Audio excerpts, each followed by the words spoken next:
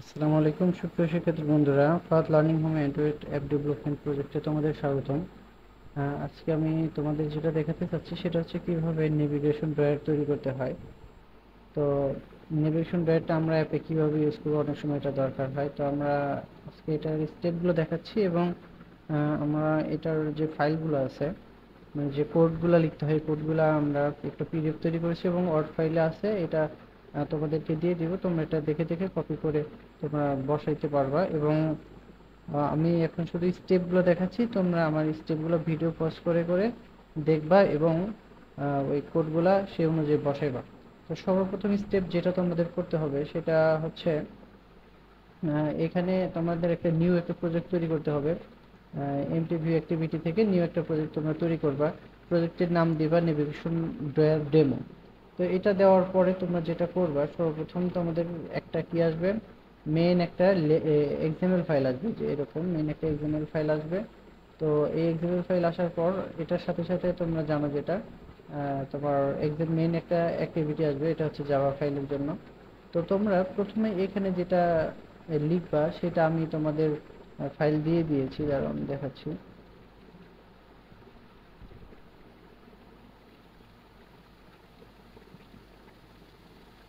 দেখো এখানে স্টেপগুলো দেখিয়ে দিয়েছি আমি কিভাবে অ্যান্ড্রয়েড স্টুডিওতে নেভিগেশন ড্রয়ার অ্যাপের ভিতরে ব্যবহার করতে হয়। অর্থাৎ অ্যান্ড্রয়েড স্টুডিওতে কোনো একটা অ্যাপ তৈরি করতে হলে নেভিগেশন ড্রয়ার অ্যাপের ভিতরে কিভাবে আমরা ব্যবহার করবো সেটার ধাপ এখানে দেখিয়ে দিয়েছি। প্রথমে যেটা বললাম যে একটা নিউ প্রজেক্ট নিবা, নিউ প্রজেক্ট নেওয়ার পরে একটা এক্সএমএল ফাইল আসবে। ওই এক্সএমএল ফাইলটাতে আমাদের এখানে যে কোডটা আছে এই কোডটা তোমরা সম্পূর্ণটা কপি করে ওখানে পেস্ট করে দিবা।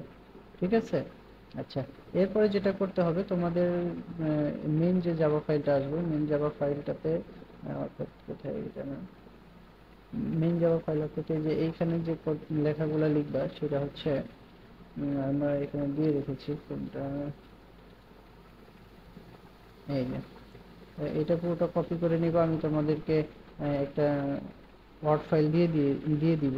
তো সেটা দেখে দেখে সম্পূর্ণটা এভাবে তোমরা কপি করে ওখানে পেস্ট করে দিবা। ঠিক আছে?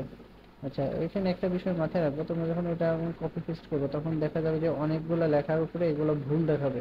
তো যেগুলো ভুল দেখাবে সেগুলো উপরে কার্সরটা রেখে তখন অল্টার এবং ইন্টার একসাথে প্রেস করে দিবা, তখন এটা তোমার ঠিক হয়ে যাবে। আচ্ছা, এরপরে যেটা করতে হবে সেটা হলো আমাদের রিসোর্সে গিয়ে, অর্থাৎ এই যে এইখানে আসবে যে রিসোর্সে এসে রাইট বাটনে ক্লিক করবা। রাইট বাটনে ক্লিক করার পর নিউ আসবে।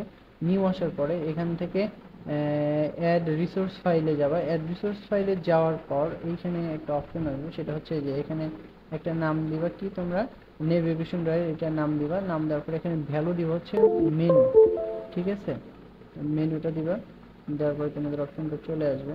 তো সেখানে আসার পরে আমাদের এইভাবে একটা মেনু ওপেন হবে এবং এই মেনুতে আসার পরে আমরা এই ড্রয়ার মেনু এটা আমরা নতুন একটা এক্সাম্পল তৈরি করে নেব। তো তখন কিভাবে করব, এখানে রাইট বাটনে ক্লিক করার পর আমাদের এখানে এটা আসবে। আসার পর আমরা এখান থেকে নতুন করে একটা তোমার ফাইল, রিসোর্স ফাইল তৈরি করে নিতে পারবো। আচ্ছা, এতটুকু কাজ আমাদের হয়ে গেল। প্রথমে আমরা কি করব, প্রথমে আমরা এই মেন ফাইলটা আনবো। মেন ফাইল আসার পরে আমরা এভাবে কোডিংটা এখানে লিখবো, আর তারপর আমরা এখানে এক্সাম্পল ফাইলটা লিখবো। এরপরে যেটা আছে আমরা ফ্র্যাগমেন্ট ইউজ করব। তো ফ্র্যাগমেন্ট ইউজ করার জন্য কি করতে হবে, আমরা এখানে আসতে পারি। তো এখানে এসে রাইট বাটনে ক্লিক করে তোমার নিউ এর এখানে আসলে দেখা যাবে যে এখানে ফ্র্যাগমেন্ট আছে। ফ্র্যাগমেন্ট থেকে যে ফ্র্যাগমেন্ট ব্ল্যাঙ্ক যেটা, এখানে ক্লিক করবে। এখানে ক্লিক করার পরে প্রথমেরটার নাম দিব হোম ফ্র্যাগমেন্ট এবং একইভাবে দ্বিতীয়টাতে আসবা। এবং দ্বিতীয়টাতে আসার পরে সেখানে নাম দেবে কি সেটিং ফ্র্যাগমেন্ট। তো আমরা যখন লেআউট ইউজ করি, লেআউটের মতো করে ফ্র্যাগমেন্টের এক্সএমএল ফাইল আসছে এবং জাভা ফাইল আছে। এখানে দেখতে পাচ্ছ হোম ফ্র্যাগমেন্ট এবং ফ্র্যাগমেন্ট হোম এক্সএমএল, এবং এখানে সেটিং ফ্র্যাগমেন্ট আছে, ফ্র্যাগমেন্ট সেটিংসের এক্সএমএল ফাইলটাও এখানে দেওয়া আছে। তো এই ফাইলগুলোতে আমরা কি ইউজ করবো, এই যে ফ্র্যাগমেন্টগুলোতে আমরা কি ইউজ করবো এখানে আমরা দিয়ে দিয়েছি। ফ্র্যাগমেন্ট হোমে এখানে দিলাম এবং ফ্র্যাগমেন্ট হোমের যেটা তোমার জাভা প্রোগ্রাম আছে সেটাও আমরা এখানে দিয়ে দিলাম। তো এটা আমরা ধাপের মধ্যে দেখিয়ে দিয়েছি যে এটা কিভাবে রিসোর্সে গিয়ে ড্রয়ার মেনু এক্সাম্পল নামে একটা ফাইল তৈরি করতে হবে। এই ফাইলগুলো এভাবে তৈরি করে সেখানে কি লিখবো, রিসোর্স ফাইলের মধ্যে আমরা এই কোডটা এই লেখাগুলো লিখতে পারবো। তো এটাও তোমাদের আমি দেখাচ্ছি। আচ্ছা, রিসোর্স ফাইলটা আমি একটু স্কিপ করে গিয়েছিলাম। তো রিসোর্স ফাইলের মধ্যে এটা কি আছে, মেনু, এই যে মেনু, মেনুর মধ্যে দেখো, মেনু যখন আমরা তৈরি করব তখন মেনুর মধ্যে কিন্তু আমরা এই লেখাটা কপি করে এখানে আমরা রেখে দিব, এখানে কিন্তু দেওয়া আছে, তোমরা এখান থেকে সহজে নিতে পারবা। এরপর ফ্রাগমেন্টের যেটা দেখালাম, সেখানে ফ্রাগমেন্টের এই লেখাটা কপি করে দেবে এক্সএমএল এর জন্য, এটা শুধু হোমের জন্য। এবং তোমার জাভার জন্য যেটা করবো হোমের জন্য, এটা জাভা কোড এখান থেকে কপি করে ওখানে পেস্ট করে দিবা। এরপরে ফ্রাগমেন্ট, সেটিং ফ্রাগমেন্টের এক্সএমএল ফাইলের জন্য কি করবা, এখান থেকে তোমার এটা কপি করে নেবা এক্সএমএল এর জন্য, এবং ফ্রাগমেন্ট সেটিং এর জন্য কি করবা, এখান থেকে জাভার কোডটা তোমরা কপি করে নিবা।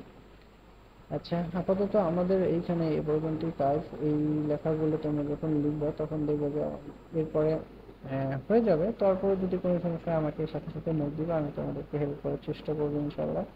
আর এখানে তোমরা যদি চাও এখান থেকে তোমরা কালারটা তোমাদের মতো করে নিতে পারো, এখানে কালার আমি এইগুলো ইউজ করছি। এবারে এরপর যেটা আছে থিমের মধ্যে, এই থিম জেমেলের মধ্যে এসে আমরা একটা নতুন কালার নিয়েছি, যেটা দেখতে পারো, তোমাদের একটু দেখাই।